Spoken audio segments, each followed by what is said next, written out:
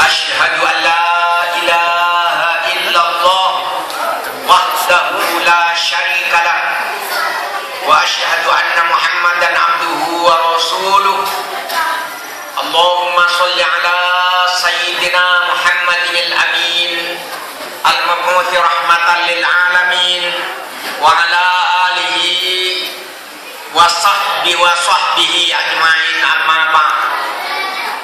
Masyayikhinal kiram, para alim ulama bil khusus yang tercinta, Bapak Bupati Kuburaya beserta bapak-bapak pejabat di Kabupaten Kuburaya, Bapak Camat, Bapak Kepala Desa, dan tidak lupa yang sangat saya hormati para sesepuh, bapak-bapak, ibu-ibu, dan adik-adik jamaah Masjid Al-Istiqomah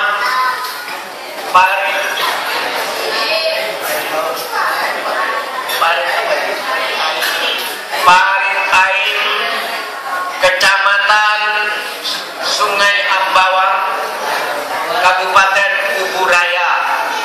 Kata-kata istiqomah adalah kata-kata yang terindah dalam kehidupan orang beragama.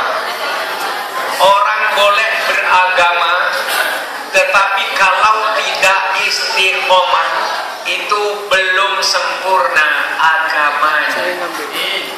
Jadi kalau kita benar-benar ingin beragama secara sempurna dan paripurna, harus melakukan beragama secara istiqomah. Di mana kita dapatkan kata istiqomah itu? Setiap hari 17 kali kita minta kepada Allah untuk dijadikan orang yang istiqomah. 17 kali sehari semalam. Ya Allah, jadikanlah saya, jadikanlah kami orang yang berjalan di atas jalan istiqomah. Di mana itu? Ketika kita membaca surat Al-Fatihah, ada kalimat bunyinya ihdinas siratal mustaqim. Arti yang sebenarnya, arti letternya itu sebenarnya tunjukkanlah kepada kami jalan yang lurus, katanya. Jalan yang lurus itu sebenarnya bukan istiqomah, walaupun itu benar secara substansial, tapi arti yang sebenarnya ihdinas siratal mustaqim, arti yang substansial adalah tunjukkanlah kepada kami ya Allah jalan istiqomah. Jadi jalan siratal mustaqim itu adalah jalan istiqomah. Apa jalan istiqomah? Siratal ladzina an'amta alaihim, yaitu jalan yang telah ditempuh oleh orang-orang yang telah diberi nikmat, yang tidak lain adalah Rasulullah, para nabi-nabi sebelumnya, dan para sahabat. Jadi jalan istiqomah itu tidak lain adalah jalan siratal mustaqim. Jalan siratal mustaqim atau jalan istiqomah adalah jalan yang telah dilakukan oleh Rasulullah Sallallahu Alaihi Wasallam. Jadi bapak-bapak melakukan puasa selama bulan Ramadan, ibu-ibu berpuasa selama bulan Ramadan, melakukan lapar dan haus, itu lapar yang indah, haus yang indah. Kenapa lapar puasa disebut lapar yang indah, haus dan indah? Haus yang indah karena laparnya orang yang berpuasa adalah lapar meniru Nabi Muhammad Sallallahu Alaihi Wasallam. Hausnya orang yang berpuasa adalah haus meniru hausnya Rasulullah sallallahu alaihi wasallam. Karena itu lapar puasa menjadi lapar yang indah, lapar puasa menjadi lapar yang mulia. Jadi perut pada waktu puasa itu bersujud kepada Allah, mulai dari terbitnya fajar Kalimancang merona di ufuk timur, itu sudah dimulai imsak, tidak makan, tidak minum, perut bersujud tunduk kepada Allah, mulai dari sekitar jam 4 pagi atau jam setengah 5 kalau di sini barangkali, sampai matahari terbenam. 12 jam perut kita bersujud kepada Allah. Pada waktu puasa perut bersujud. Jadi puasa itu sujudnya perut kepada Allah. Dan sujud itu ada yang ditiru. Yang ditiru tidak lain adalah Nabi Muhammad sallallahu alaihi wasallam.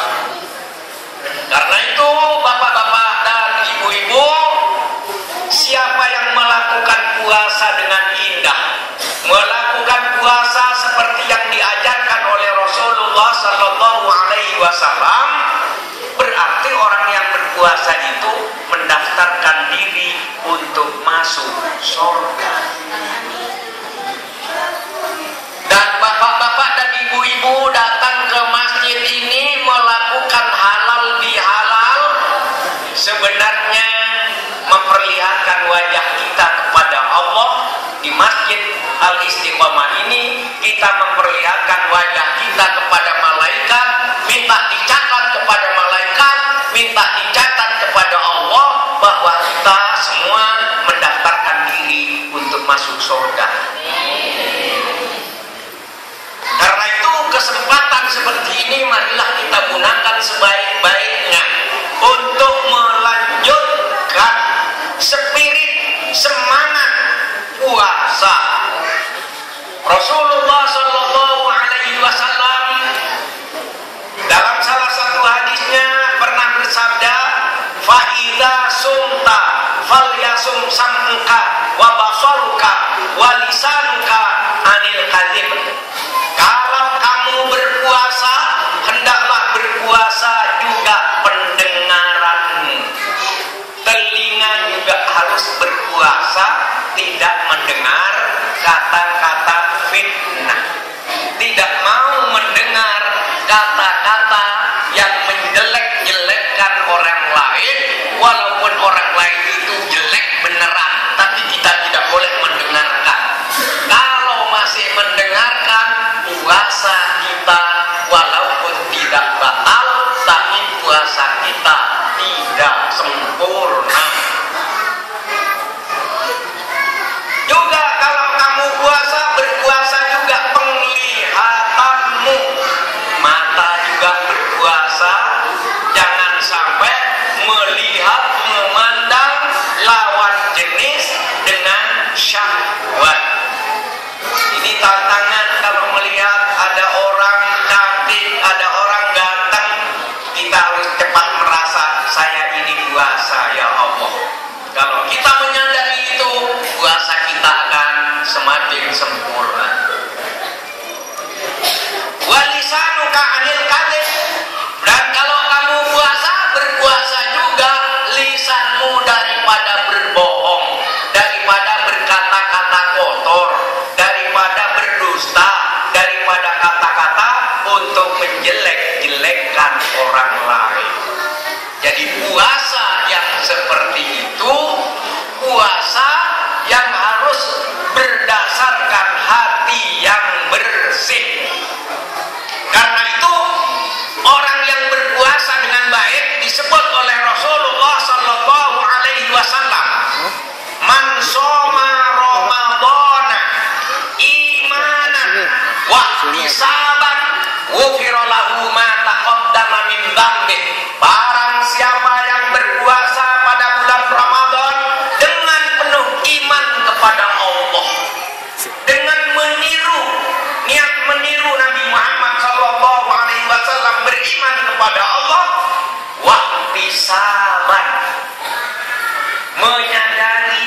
kesalahan diri, menghitung kesalahan-kesalahan dan dosa diri sendiri, kemudian bertobat kepada Allah.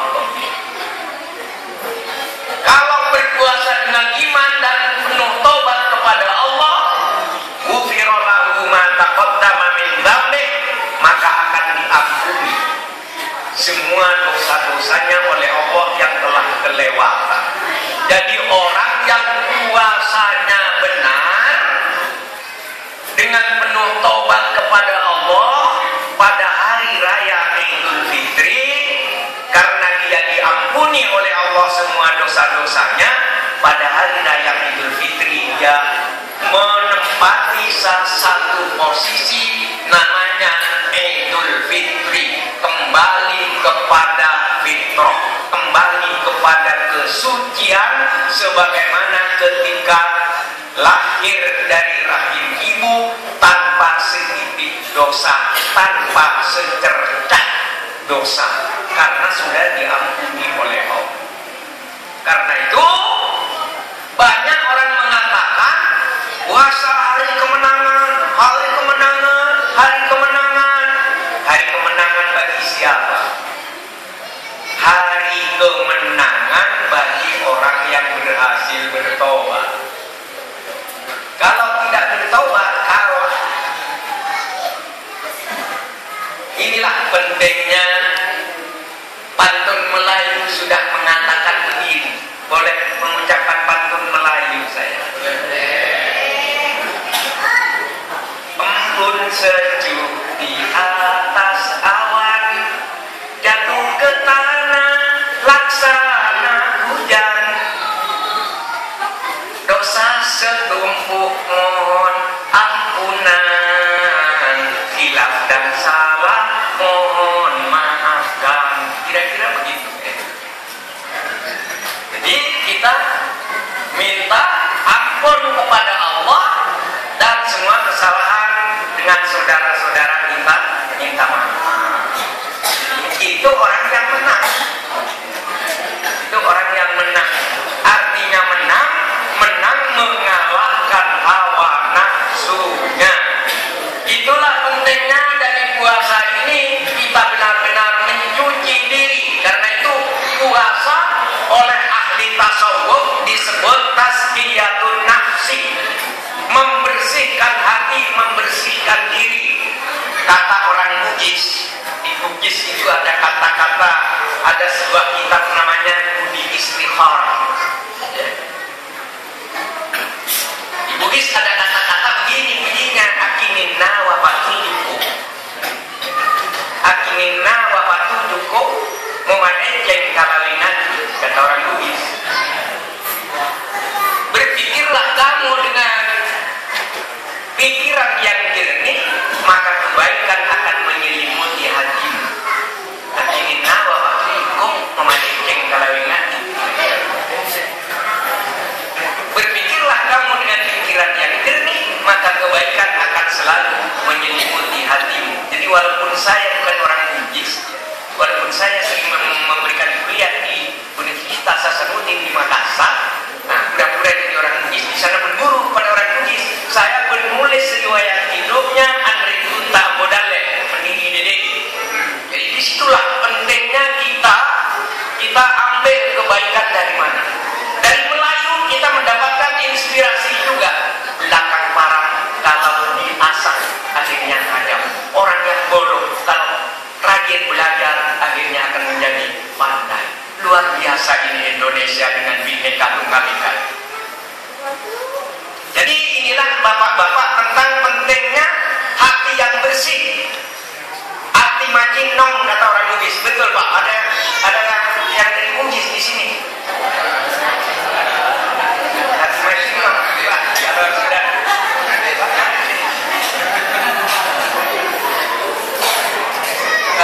kalau sudah bulu alam tempe maneceng dicokok alam tempe.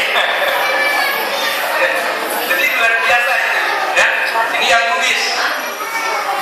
Jadi itu artinya karena ini kita pesantren perlu kita membersihkan hati. Nah yang penting begini,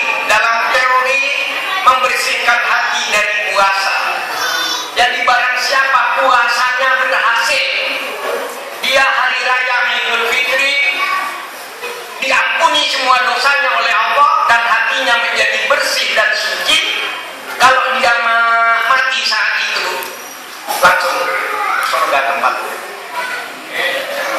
Kalau hatinya sudah bersih. Dan rumusnya, kalau orang ini hatinya sudah bersih, dia sebujung rambut pun tidak punya rasa benci kepada siapapun. Kalau hatinya sudah bersih, dia tidak ingin menjelek-jelekkan orang lain. Kalau hatinya sudah bersih, tidak boleh buruk sangka kepada orang lain. Kalau hatinya sudah bersih, ingin bersahabat dengan siapapun. Siapa yang saya minum kopinya, siapa yang saya gigit cangkirnya, dia saudara saya. Pedikna hatina, pedikna hatin. Sakitnya hatinya, sakitnya hatiku. Yang tertusuk padamu, berdarah pada hati. Jadi inilah indahnya persaudaraan yang didapatkan dari hati yang bersih. Orang yang punya hati yang bersih disebut oleh Rasulullah Sallallahu Alaihi Wasallam, la yu'minu ahadukum hatta yuhibba li akhihi ma yuhibbu li nafsi. Tidak beriman seorang kamu sehingga kamu mencintai saudaramu, tetanggamu sebagaimana kamu mencintai dirimu sendiri. Inilah pentingnya mencintai saudara, mencintai tetangga. Saya ini jauh bapak-bapak dari Madura diundang untuk keliling, ya, untuk keliling ke kemarin di Jakarta, ngasih kuliah umum di Universitas Paramadina.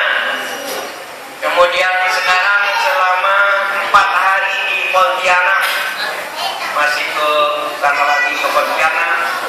Pulang dari Pontianak harus ke Surabaya, sudah dekat rumah, tapi tidak boleh mampir ke rumah. Saya harus ke Kendari.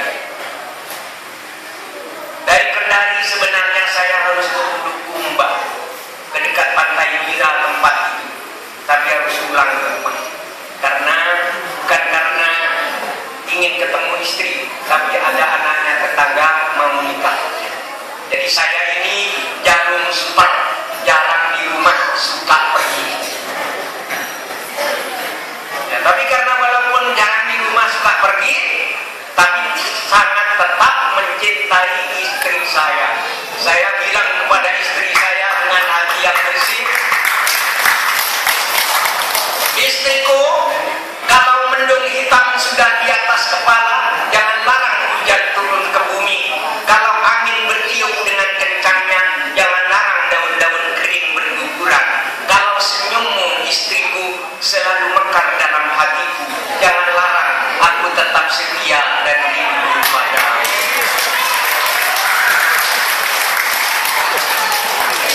Indah kan? Jadi inilah pentingnya. Ini untuk semua orang. Jadi Pak Bupati juga ikuti ini sudah bagus. Jadi ini indahnya kita membudayakan hati yang bersih sebagaimana yang diajarkan oleh Rasulullah Sallallahu Alaihi Wasallam. Saya ingin cerita tentang bagaimana bersihnya hatinya Rasulullah Sallallahu Alaihi Wasallam. Ketika Rasulullah sudah wafat, Nabi kita tercinta sudah wafat, Sayyidina Abu Bakar, sahabatnya Rasulullah, yang putrinya dikawin oleh Rasulullah, putrinya namanya Siti Aisyah, dikawin oleh Rasulullah. Sayyidina Abu Bakar datang kepada Siti Aisyah, istrinya Rasulullah, putrinya Sayyidina Abu Bakar. Sayyidina Abu Bakar bertanya kepada Siti Aisyah, Aisyah putriku, Aisyah sayangku, apakah masih ada perbuatan Rasulullah yang belum aku kerjakan? Kiranya semua yang dilakukan oleh Rasulullah sudah ayahanda kerjakan semua. Coba Aisyah teliti barangkali masih ada yang belum aku lakukan, aku akan mengerjakannya, Aisyah. Oh Abah, barangkali ada satu ini. Satu yang mana Aisyah? Coba ceritakan, aku akan melakukannya, kata Sayyidina Abu Bakar. Ayahanda, kalau siang-siang begini, biasanya Rasulullah membawa sepiring nasi diberikan kepada Yahudi buta di pojok jalan itu. Aisyah, apa betul Yahudi itu mulutnya jelek, selalu menjelek-jelekkan Rasulullah, selalu mengatakan Muhammad Nabi bohong, Muhammad Nabi palsu? Iya, Yahudi itu yang diberi nasi oleh Rasulullah, yang bikin nasinya saya kok, kata Siti Aisyah. Kagum Sayyidina Abu Bakar ya. Rasulullah setiap hari disebut oleh Yahudi itu Nabi palsu, Nabi bohong, kok Rasulullah masih mengantarkan nasi. Aisyah, aku akan melakukannya. Apa yang dilakukan oleh Rasulullah pasti ada hikmahnya. Akhirnya Sayyidina Abu Bakar pulang ke rumahnya, ambil nasi, ada ikannya, dibawa, diletakkan di pangkuan Yahudi buta yang selalu bicara Muhammad Nabi palsu, Muhammad Nabi bohong, Muhammad Nabi palsu, Muhammad Nabi bohong. Diletakkan itu nasinya. Ini dari siapa? Kata si Yahudi itu. Ini lanjutan yang kemarin. Bukan lanjutan yang kemarin.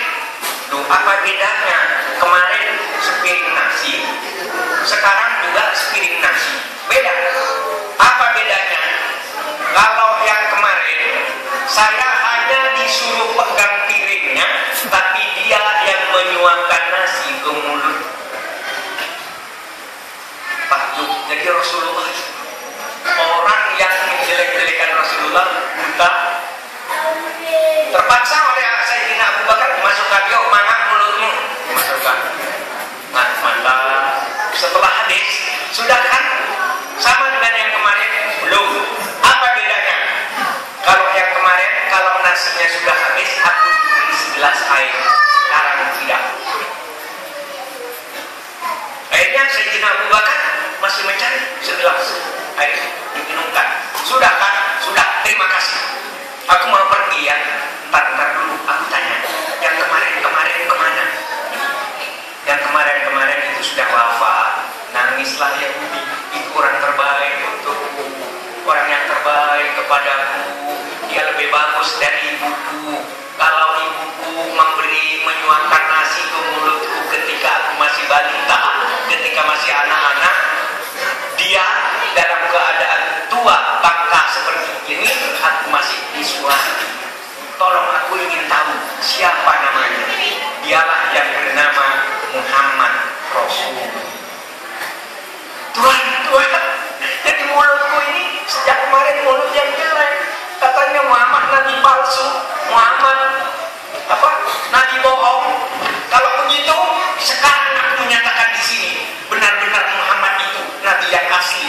Aku sekarang tolong dibimbing untuk masuk agamanya Muhammad. Saat itu juga si Yahudi itu dibimbing untuk mengucapkan kalimat asyhadu alla ilaha illallah wa asyhadu anna Muhammadar Rasulullah. Inilah Nabi kita, Nabi Muhammad sallallahu alaihi wasallam, yang mengajarkan puasa kepada kita untuk mencapai hati yang bersih. Kok ada kursinya, Pak? Oh, saya disuruh dulu. Saya kasihan. Sebenarnya saya ya ingin juga duduk. Tapi kalau ditolak, kasihan yang membawa kursi. Tapi senang juga, walaupun ini sebenarnya agak kurang baik di depan-depan kubah. Mohon izin Pak Camat, para sepuh, karena memang lutut saya agak masalah sedikit. Pakai tongkat saya agak mundur ke belakang sedikit. Iya kan? Iya.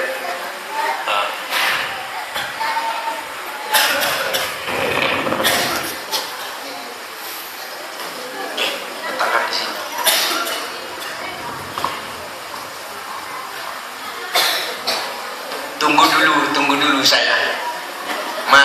didandani.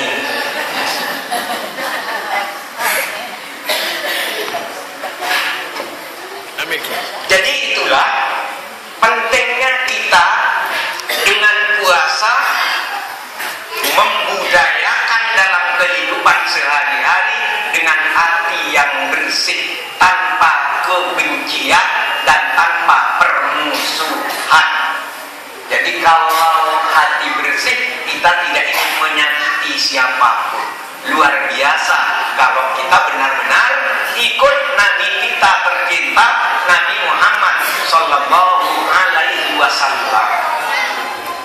Kemudian bapak-bapak dan ibu-ibu sekalian, dengan puasa itu kita mencoba lagi untuk merasa putranya ibu, merasa putranya ayah. Nah, sekarang pertanyaannya, sudah berapa hari kita tidak merasa putranya ibu? Sudah berapa bulan kita tidak merasa putranya ibu? Artinya dengan sadar sesadar-sadarnya bilang kepada Allah, ya Allah, saya ini putranya ibu, saya ini putranya ayah. Nah, sekarang ini kita mencoba mengingat kembali pahlawan yang sangat indah budi pekertinya. Kita mengenang, mengingat, ya, karena kita lahir dalam keadaan fitrah, dilahirkan oleh ibu. Kita 9 bulan lamanya dikandung oleh ibunda tercinta, dilahirkan oleh ibu yang menyusui kita, kemudian ibu yang memberi makan kepada kita, ayah yang mencari nafkah buat kita. Selanjutnya kita kencing di pangkuan ibu tidak marah. Kita mengeluarkan kotoran, ibu tidak jijik, ayah tidak jijik kepada kotoran kita. Berapa tahun kita diasuh oleh ibu, dibiayai oleh ayah. Sadar, marilah kita mencoba, ya Allah, saya ini putranya ibu, ya Allah, saya ini putranya ayah, ya Allah. Kemudian dibaca, Allahumma ghfirli wali walidayya warhamhuma kama rabbayani shaghira. Allahumma ghfirli wali walidayya warhamhuma kama rabbayani shaghira. Allahumma ghfirli wali walidayya warhamhuma kama rabbayani shaghira. Berapa tahun kita diberi makan oleh ibu dan ayah, dilepas setelah kawin, kira-kira setelah umur 20 sampai 24 tahun, berapa ton beras yang sudah kita habiskan, dimasak oleh ibu, diupayakan oleh ayah. Jadi kalau ada orang yang cerdas, kalau ada orang yang cerdas hatinya, dia akan berkata, kalau ada hutang yang tak mampu aku bayar, hutangku padamu wahai ibunda. Kalau ada hutang yang tak mampu aku bayar, hutangku padamu wahai ayah anda. Allahumma ghfirli wali walidayya warhamhuma kama rabbayani shaghira. Kalau berdoa seperti ini sambil ingat kepada jasanya ayah dan ibu, siapa tahu bapak-bapak ini jadi begini. Ada yang jadi ulama, ada yang jadi ustadz, ada yang jadi kepala desa, ada yang menjadi camat, bahkan ada yang menjadi bupati. Siapa tahu ini sebenarnya bukan doa kita sendiri, sebenarnya kita jadi begini karena doanya ayah dan bunda kita. Ini pentingnya hati yang bersih. Kita merasa putranya ibu, merasa putranya ayah. Indah. Bahkan kalau perlu ucapkan puisi puisi buat ibunda kita. Ibunda, ibu, kalau kasihmu ibaratkan samudra, sempit lautan teduh. Tempatku mandi, mencuci lumut pada diri. Tempatku berlayar, menebar bukat dan melempar saut. Lokan-lokan, mutiara dan kembang laut semua bagiku. Ibu, kalau aku ikut ujian lalu ditanya tentang pahlawan, namamu ibu yang akan kusebut paling dahulu. Lantaran aku tahu engkau ibu dan aku anak. Merasa putranya ibu, merasa putranya ayah, dan berdoa semoga ayah dan ibu kita diberi tempat villa yang indah di sorga, di tengah-tengah perkampungan yang kerikilnya saja terdiri dari batu-batu permata. Jadi akhirnya dari sini kita bisa menyimpulkan, kalau kita kikir, bakhil berdoa untuk ayah bunda, hati-hati setelah kita tua, anak kita juga tidak akan pernah mendoakan kita. Nah, ini bahayanya. Tapi kalau kita rajin berdoa untuk ayah bunda, insya Allah setelah kita dewasa, setelah kita berada di dalam kubur, anak-anak kita yang soleh, Allahumma, yang soleha, Allahumma, insya Allah tetap akan mengirimkan doanya bagi kita. Inilah hati yang bersih, hati yang tidak ingin punya musuh, hati yang benar-benar dekat dengan Allah Subhanahu wa ta'ala. Selanjutnya dengan Idul Fitri ini, dengan akal yang sehat ini, dengan hati yang bersih dan tidak punya musuh ini, bapak-bapak dan ibu-ibu, kita mencoba mengembangkan cinta. Cinta apa? Kalau cinta sesama manusia, cinta kepada anak, cinta kepada istri, itu dikembangkan berdasarkan cinta kepada Allah, berdasarkan tauhid yang menomorsatukan Allah, insya Allah kita akan punya hati yang indah. Artinya hati yang indah, hati yang berbahagia. Jadi hati yang bersih, yang selalu ingat kepada Allah, hati yang ingat kepada Allah akan dibalas dengan kebahagiaan oleh Allah. Kebahagiaan jangan ditunggu, kebahagiaan harus dicari dengan berzikir, dengan sholat sunnah, dengan baca sholawat, dengan berkasih-kasihan suami istri, dengan mencintai tetangga, dengan menyantuni fakir miskin. Kita dengan hati yang bersih, yang dekat dengan Allah seperti itu akan dibalas dengan bahagia, yang bukan hanya senang tapi bahagia, bahagia, bahagia. Orang Melayu itu punya pantun. Ada pantun kata orang Melayu begini bunyinya, kalau tidak keliru: Rama-rama si kumbang janti, dibawa ite pulang ke kali. Alangkah senang rasanya hati, baca sholawat kepada Nabi. Subhanallah, orang Melayu ini mengajar saya jauh di Madura ini untuk mencintai Rasulullah Sallallahu Alaihi Wasallam. Senang dengan bersalawat kepada Nabi Muhammad Sallallahu Alaihi Wasallam. Karena sebenarnya tiap orang yang baca sholawat itu dijamin bahagia oleh Allah. Tiap ingin baca Al-Quran itu dijamin bahagia oleh Allah. Jadi sebenarnya kesimpulannya, setiap orang yang baca Al-Quran, setiap baca sholawat, berzikir, itu sudah langsung bertemu dengan Allah. Jadi agama ini jangan dipersulit, langsung bertemu dengan Allah. Karena Nabi Muhammad bersabda, man arada ayyatakallama ma'allah falyaqra'il Qur'an. Siapa orang yang ingin bertemu dengan Allah, bacalah Al-Qur'an. Siapa yang ingin bertemu dengan Allah, bacalah Al-Qur'an. Jadi begitu orang baca Al-Qur'an, berarti itu mengadu bertemu dengan Allah. Kemudian kata Nabi, man shalla alayya wahidatan sallallahu alaihi asyran. Siapa orang baca sholawat kepadaku satu kali, Allah akan membalas dengan 10 kali sholawat.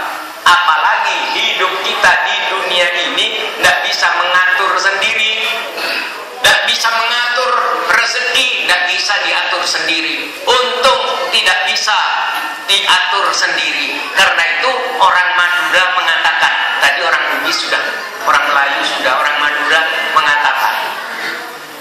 Kata orang Madura begini, ada orang Madura juga di sini. Ada. Begini kata orang Madura, mon tetireng peter dong, beda gurunan, tetireng wajur setadek gurunan. Kata orang Jawa, kalau ada yang dari Jawa gini, nek dadi wong pinter le ono gurune, dadi wong bejo sing ora ono gurune. Menjadi orang untung itu ada, menjadi orang pinter ada gurunya, bisa kuliah, bisa belajar, bisa apa. Tetapi menjadi orang mujur yang tidak ada gurunya. Orang yang bejo tidak ada gurunya, kecuali mendekatkan hati kepada Allah Subhanahu wa ta'ala. Itu bapak-bapak, tapi jangan rame-rame ini. Itu yang melakukan korupsi di Jakarta itu semuanya sarjana, Pak. Tidak ada yang tamat SD kayak orang di kampung-kampung. Semuanya sarjana. Tapi dia berkhianat kepada negara. Tapi jangan rame-rame. Itu orang pandai semua. Tapi tidak mujur. Masih lebih mujur orang yang menanam nanas di parit berapa itu? Orang yang mengiris karet di tebak kacang itu lebih beruntung begitu. Penghasilannya mungkin hanya 10.000 satu hari. Tapi tenang, tidak ada polisi yang akan berani menangkap. Ya itulah pentingnya hati yang bersih, yang bertakwa kepada Allah, tidak ingin berkhianat kepada siapapun, tidak ingin menyakiti bangsa, tidak ingin melakukan sesuatu yang merugikan bangsa dan negara. Jadi inilah bahwa mujur itu harus didapatkan dengan minta kepada yang punya mujur, tidak lain adalah Allah Subhanahu wa ta'ala. Ya, catatannya sekarang bertemu Allah itu gampang, berbeda dengan ketemu presiden, sulit sekali. Saya punya pengalaman, Pak, tahun 95. Saya itu penyair terbaik nasional untuk 50 tahun kemerdekaan RI. Itu yang memenangkan penulisan puisi kemerdekaan saya. Ya. Akhirnya ada pertemuan budayawan seluruh Indonesia sebanyak 300 orang. Yang 299 itu budayawan asli karena mereka sarjana banyak. Yang seorang, saya ini hanya buayawan alias budayawan palsu. Diundang. Yang paling menarik itu kita datang ke Jakarta hari Minggu, hari Seninnya sudah dapat undangan untuk ketemu presiden di istana. Wah, luar biasa. Cuma yang membuat kami kaget, dalam undangan itu harus pakai full dress. Full dress itu harus pakai dasi, jas, atas bawah. Soal tidak pakai kopiah tidak penting, tapi harus pakai sepatu. Saya waktu itu sedang keliling ceramah di Jawa Barat, ya, langsung ke Jakarta, tidak bawa jas. Orang Madura kan jarang sekali pakai jas, kecuali mau kawin atau mengawinkan anaknya, gitu kira-kira. Nah, akhirnya pada waktu itu begitu harus pakai jas, teman-teman macam-macam. Kiai Ahmad Tohari yang budayawan dari Banyumas, dari Purwokerto mengatakan, wah gimana saya dapat jas? Kalau begitu saya mau pinjam punyanya saudara saya, karena ada yang sama posturnya dengan saya. Saya tidak punya saudara di Jakarta. Saya kalau tidak ada pinjaman saya tidak akan datang. Kayaknya ucapan Kiai Ahmad Tohari dan ucapan saya itu didengar wartawan. Besoknya muncul di koran. Ahmad Tohari akan pakai jas pinjaman. Zawawi Imron tidak akan datang karena tidak punya jas. Udah keluar di koran. Teman-teman bilang, sudah keluar di koran itu omongannya yang kemarin. Ya dasar wartawan memang jeli ya, pandai mencatat kata-kata yang memang pantas untuk diperhatikan. Nah, sehabis makan pagi saya ketemu budayawan yang kebetulan bupati pada waktu itu, Pak Sutrisno L. Itu Bupati Nganjuk, budayawan beliau. Ketemu di lift, beliau mau makan, saya mau naik di Patrajasa di Kuningan. Dek, tidak akan datang ya? Iya Pak. Jas itu berapa sih? Dia pakai bahasa Jawa. Jas itu piro dek? Jas itu berapa dek? Kalau sampean bupati, gampang beli jas. Sampean beli jas sama dengan, bukan nyindir Pak Bupati ini. Sampean beli gampang. Saya masih belum keluar amplopnya. Padahal amplopnya saya buang, isinya saya ambil. Nah, saya belum terima amplop. Berapa sih harganya jas? Saya tanya teman-teman, jas berapa itu? Teman-teman, ya paling 100 lah. Kayaknya saya dibeli 100.000. Ini 100 beli jas. Saya ke Robinson langsung di Jakarta, ternyata jas yang di situ itu jas besar-besar semua, XL, L, semuanya longgar. Pak, di mana saya tanya kepada petugas toko itu, di mana ada jas yang murah? Di sana Pak, Jalan Minangkabau, Pasar Manggarai. Saya naik bajai ke sana. Ternyata memang ada, tapi itu jas second semua. Ya. Akhirnya saya kan bersama dengan Pak Amang Rahman. Pak Amang gimana? Sudahlah, beli saja walaupun second. Pak Harto kan tidak akan tahu. Gitu kan. Akhirnya saya tanya, oh ada yang bagus, ada yang bagus. Betul, Pak yang bagus ini, iya ini baru seminggu saya ini punyanya pengantin yang sudah habis duitnya, dijual di sini. Berapa Pak? Berapa Pak? Yang jual orang Minang, Durang Awak itu. Berapa? Ternyata 40.000 lah. Jadi sudah saya punya untung 60.000.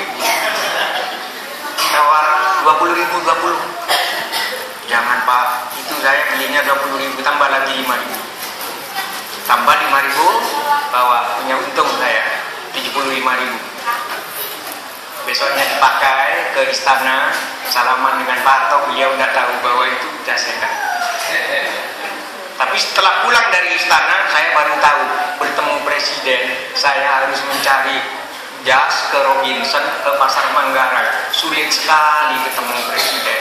Paling gampang bertemu Allah. Baca Allahumma sholli ala Muhammad, sudah bertemu dengan Allah. Baca Yasin wal Qur'anil Hakim, innaka laminal mursalin, sudah bertemu dengan Allah. Jadi karena itu orang yang malas berzikir, malas membaca Al-Quran, tidak ingin bertemu dengan Allah. Karena itu, karena kita semua akan mati, ya, kata pantunnya orang Melayu, kalau di kepala uban sudah bertabur, kekuatan mulai kendur, penglihatan mulai kabur, itulah isyarat umur. Tujuan kita adalah kubur.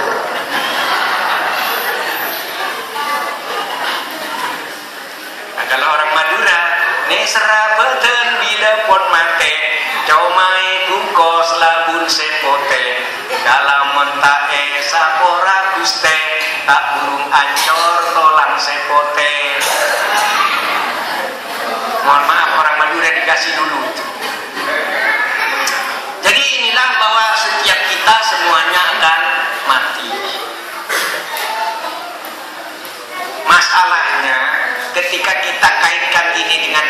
Fitri, kita sudah melaksanakan Idul Fitri. Ada pertanyaan Pak dalam halal bihalal. Pertanyaannya agak menakutkan karena saya sendiri juga agak takut gitu. Apa pertanyaannya? Kita sudah berpisah dengan bulan Ramadan, sudah berpisah dengan bulan Ramadan, sudah bye-bye, sayonara Ramadan, ya sayonara juga katanya. Kemudian apakah kita masih diberi umur oleh Allah untuk bertemu dengan Ramadan yang akan datang? Kalau Allah mau mencabut kita sebelum Ramadan, kita tidak akan ketemu lagi. Ramadan yang barusan ini, Ramadan yang terakhir bagi kita. Kok nakut-nakuti? Bukan nakut-nakuti, saya juga takut kok. Tapi yang paling penting adalah wa tazawwadu fa inna khairaz zadit taqwa. Carilah sangu, tapi sebaik-baik sangu adalah takwa kepada Allah. Jadi sekarang dari sini kalau mau pergi ke Jakarta, kalau harus punya ongkos pesawat paling tidak 2 juta untuk makan. Untuk makan tambah lagi 500.000. Kok berani pergi ke Jakarta kalau tidak punya uang 2,5 juta? Kok berani pergi ke kubur kalau tidak punya takwa kepada Allah? Jadi inilah pentingnya kita punya hati yang bersih, punya perhitungan-perhitungan untuk mengumpulkan amal soleh. Karena semua perbuatan itu akan dihisab nanti. Jadi Allah mengingatkan di dalam Al-Quran, ittaqu yauman turja'una fihi ila Allah, tsumma tuwaffa kullu nafsin ma kasabat wa hum la yuzlamun. Takutlah kamu, memang disuruh takut oleh Allah. Takutlah kamu pada saat kamu dipanggil kembali kepada Allah, dan setelah kamu masuk kubur dan hidup lagi di akhirat, akan dipertemukan kembali dengan apa yang pernah diperbuat di dunia. Kalau yang diperbuat kebaikan, akan dipertemukan dengan kebaikannya. Kalau yang diperbuat keburukan, akan dipertemukan dengan keburukannya. Jadi di akhirat nanti tidak ada yang orang yang dianiaya oleh Allah. Allah sudah menegaskan wa hum la yuzlamun. Di akhirat tidak ada orang yang dianiaya oleh Allah. Jadi naudzubillah kalau Zawawi Imran masuk neraka bukan karena dianiaya oleh Allah, tapi karena saya sendiri ketika di dunia rajin membuat maksiat, itu artinya mendaftarkan diri masuk neraka. Jadi bapak-bapak dan ibu-ibu yang rajin beribadah, rajin bersedekah, rukun sesama tetangga, itu artinya mendaftarkan diri masuk surga. Jadi orang yang datang hari Jumat ke Masjid Istiqomah ini, bapak-bapak yang datang ke Masjid Istiqomah atau masjid yang lain, itu berarti memperlihatkan wajahnya kepada Allah, kepada malaikat, mendaftarkan diri untuk masuk surga. Allahumma amin. Jadi yang penting bahwa kita tidak ada yang dianiaya oleh Allah Subhanahu wa ta'ala. Bapak-bapak dan ibu-ibu, bagaimana? Saya ini punya lagu. Saya ini katanya seniman, katanya punya lagu. Lagu itu lagu mengingatkan kita supaya kita makin cinta kepada Rasulullah. Lagunya dikemas agak Melayu, Pak Camat ya, Pak Bupati, lagunya agak Melayu sebagai hormat saya kepada warga Melayu ya, warga Dayak, warga pokoknya semua bangsa Indonesia ini saudara saya. Karena kan enak lagu Melayu. Lagu ini sebelum dinyanyikan, karena ini akan dinyanyikan, insya Allah akan dinyanyikan oleh Evi Tamala, akan dinyanyikan oleh Evi Tamala. Tapi sebelum mendengar dari Evi Tamala, kita nyanyi bersama di sini. Tujuannya untuk mengingatkan hati kita supaya makin cinta kepada Rasulullah. Kira-kira salah atau tidak kalau makin cinta kepada Rasulullah? Bunyinya begini, cocok untuk orang Melayu, cocok untuk orang Dayak, cocok untuk orang Madura, cocok untuk orang Jawa, atau cocok kepada orang yang ingin masuk surga. Kira-kira begitu. bunyinya, kan syairnya begini. Ya Nabi salam padamu, ya Rasul salam padamu, kekasih salam padamu, sholawat selalu untukmu. Lagunya gampang, niru-niru sedikit ya. Saya ajari dulu 3 kali insya Allah bisa. Ya Nabi salam padamu, ya Rasul salam padamu, kekasih salam padamu, sholawat selalu untukmu. Gampang atau tidak? Belum belajar, coba bersama-sama saya tapi pelan-pelan. Ya Nabi salam padamu, ya Rasul salam padamu, kekasih salam padamu, sholawat selalu untukmu. Sekarang jadi, ada orang pintar seperti jamaah istiqomah, diajar 1 kali sudah bisa. Tapi barangkali ini barokahnya Idul Fitri ya, kita diberi hati yang bersih, belajar 1 kali langsung bisa. Jadi yang cerdas bukan gurunya, tapi yang cerdas adalah muridnya. Walaupun gurunya ngajar pintar, kalau muridnya bodoh yang tidak bisa-bisa. Yo, sekarang jadi ya, tapi jangan ikut-ikut, bergantian dengan saya yang solo, ibu-ibu dan bapak-bapak yang pur ya.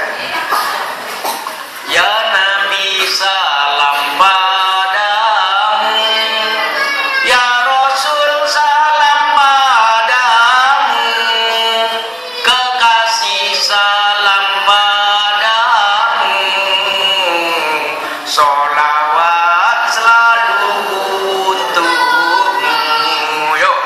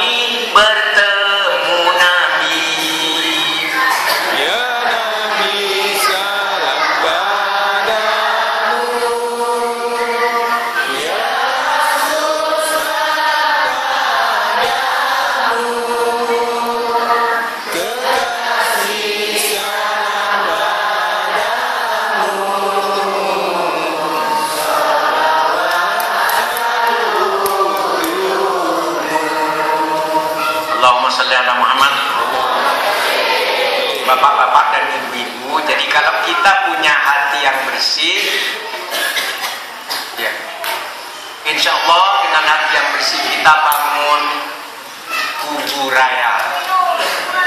Kubur raya itu kalau disingkat sangat bagus, kubra, artinya kubra, maha besar.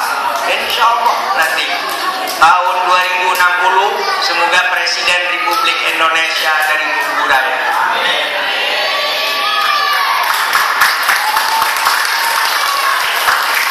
Tapi yang penting dengan hati yang bersih ini, dengan hati yang bersih, marilah kita ciptakan kerukunan. Hati yang bersih akan merasa kita putranya ibu, akan merasa kita putranya ayah, akan merasa kita makhluknya Allah, dan merasa umatnya Nabi Muhammad SAW. Dan lebih dari itu, kita adalah bangsa Indonesia yang bersaudara. Saya pernah menyatakan barangkali tidak ada orang Madura. Saya ini orang Indonesia etnis Madura. Jadi tidak ada masalah, kita bersaudara. Bendera kita semua, bendera yang terbesar adalah bendera merah putih. Kita minum air Indonesia menjadi darah kita. Kita makan beras dan buah-buahan Indonesia menjadi daging kita. Kita menghirup udara Indonesia menjadi nafas kita. Kita bersujud di atas bumi Indonesia, berarti bumi Indonesia adalah sajadah kita. Dan bila tiba saatnya kita mati, kita semua akan tidur dalam pelukan bumi Indonesia. Daging kita yang hancur membusuk akan bersatu kembali dengan harumnya bumi Indonesia. Bumi Indonesia adalah ibunda kita. Siapa mencintainya, jangan menjadikan bumi Indonesia tempat memfitnah dan bermusuhan. Bumi Indonesia adalah sajadah kita. Siapa mencintainya, jadikanlah bumi Indonesia ini untuk berbuat amal yang soleh. Sehingga dengan demikian, bila tiba saatnya kita dipanggil oleh Allah, kita menyatu kembali dengan bumi Indonesia. Tidak ada alasan untuk tidak cinta kepada bangsa dan tanah air. Akhirnya, kalau Anda membeli galah, carilah bambu di Surabaya. Kalau ada ucapan saya yang salah, berikan